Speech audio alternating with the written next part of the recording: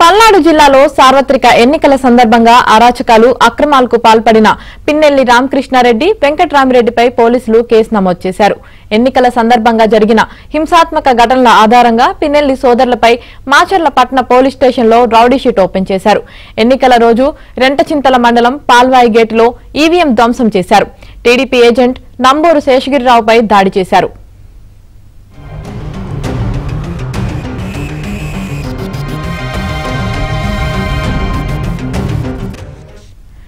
ఆ మరుసటి రోజు కారంపూడిలో వందల సంఖ్యలో అల్లరి మూకలను వెంటబెట్టుకుని రోడ్లపై స్వైర విహారం చేశారు. జనాలను భయభ్రాంతులకు గురి చేశారు.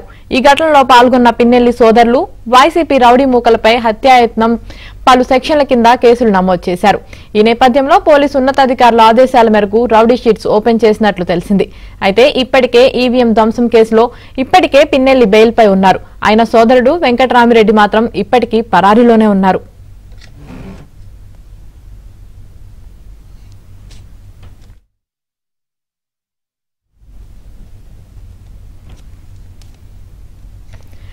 పల్నాడు జిల్లాలో సార్వత్రిక ఎన్నికల సందర్భంగా అరాచకాలు అక్రమాలకు పాల్పడిన పిన్నెల్లి రామకృష్ణారెడ్డి అలాగే అతని సోదరుడిపై పోలీసులు కేసు నమోదు చేసి రౌడీ షీట్ ఓపెన్ చేశారు. ఇదే విషయానికి సంబంధించి మరింత సమాచారం మా ప్రతినిధి సాంబశివరావు అందిస్తారు. సాంబశివరావు, పల్నాడు జిల్లా మాచర్ల మాజీ ఎమ్మెల్యే పిన్నెల్లి రామకృష్ణారెడ్డి అతని సోదరుడిపై కూడా రౌడీ షీట్ పోలీసులు ఓపెన్ చేశారు. అయితే ఇప్పటికే ఈవీఎం ధ్వంసం చేసిన కేసులో ముందస్తు బెయిల్ పై ఉన్న పిన్నెల్లి రామకృష్ణారెడ్డికి ఇప్పుడు రౌడీ షీట్లు ఓపెన్ చేయడం కూడా అతనికి తీవ్ర పరిణామంగా కూడా మనం భావించవచ్చు. గత 15 ఏళ్ల నుంచి మాచర్ల నియోజకవర్గంలో పిన్నెల్లి రామకృష్ణారెడ్డి ఆయన సోదరుడు వెంకట్రామిరెడ్డి ప్రజలను టీడీపీ వర్గీయులను కూడా తీవ్ర స్థాయిలో ఇబ్బందులు గురి చేసి హింసాత్మక ఘటనలకు పాల్పడిన సందర్భాలు కోకొల్లో ఉన్నాయి. వాటిలో 1-2 కూడా బయటికి వెలుగులోకి రాకుండా కేసులు నమోదు చేసిన ఘటనలు ఒక్కడ కూడా లేకపోవడం, ఎన్నికల సందర్భంగా ఎన్నికల ప్రక్రియ పూర్తయిన తర్వాత పిన్నెల్లి రామకృష్ణారెడ్డి ఆయన సోదరుడు చేసిన హింసాత్మక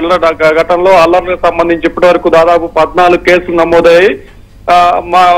రెంటచింతల మండలం పాల్వాయి గేట్ లో ఈవీఎం ధ్వంసం చేయటం, అదే పోలీస్ స్టేషన్ లో 307 కింద ఆర్పై కూడా కేసు నమోదు అవటం, మరొక వైపు పోలింగ్ అనంతరం కారంపూడి తెలుగుదేశం పార్టీ కార్యాలయంపై దాడి చేయటం, అక్కడ ఆస్తులు ధ్వంసం చేసిన ఘటనపై కూడా కారంపూడి పోలీస్ స్టేషన్ లో 307 కేసు నమోదైంది. మొత్తంగా పిన్నెల్లి రామకృష్ణారెడ్డి అతని సోదరుడిపై కూడా ఇప్పటి వరకు 14 కేసులు నమోదైన నేపథ్యంలో మాచర్ల పట్టణ పోలీస్ స్టేషన్ లో ఈ కేసులన్నిటి నేపథ్యంలో కూడా వారి రౌడీ ఎలిమెంట్ల కింద భావించి పిన్నెల్లి రామకృష్ణారెడ్డి అతని సోదరుడు పిన్నెల్లి వెంకట్రామిరెడ్డిపై కూడా రౌడీ షీట్లు ఓపెన్ చేసినట్లు కూడా మన పోలీసు వర్గాల ద్వారా సమాచారం అందుతుంది.